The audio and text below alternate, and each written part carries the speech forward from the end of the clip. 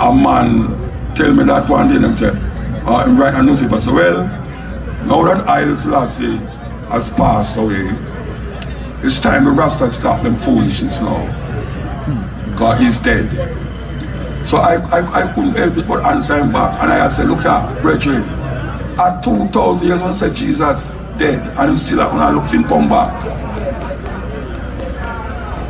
2,000 years. And let me tell you something.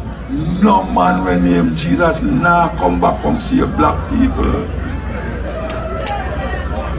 Caesar Vachon him say, black man, white man, God can't save you from white man oppression. You never hear that tune there? When him just come him sing it. White man, God can't save you from white man oppression. Because if there was a God to everyone, and in carry we from across the Atlantic Ocean, it makes some people carry from across the Atlantic Ocean and carry come on here so, and enslave we for 500 years. And we pray to him more than anybody else.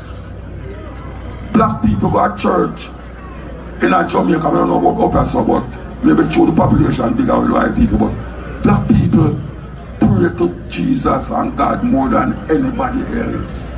And them condition is the same. My granny sit down, as a matter of my great grandmother sit down on the veranda and I wait for Jesus to come.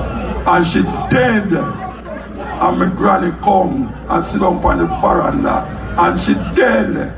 And my mother come and say she don't believe in them something there, you know? She don't believe in them. So what is it where we are look for? What we are look for? We are look for a man to come out of the sky, come get rid of misery. The preacher a liar. The preacher and the politician. Because the politician promise you good living when you are alive. And the preacher promise you good living when you're dead. So how are we going to work it out? And we have to go free ourselves. We have to free ourselves. None but ourselves can free our mind. And if we have to go over that again and again and again, a man have to come dead. And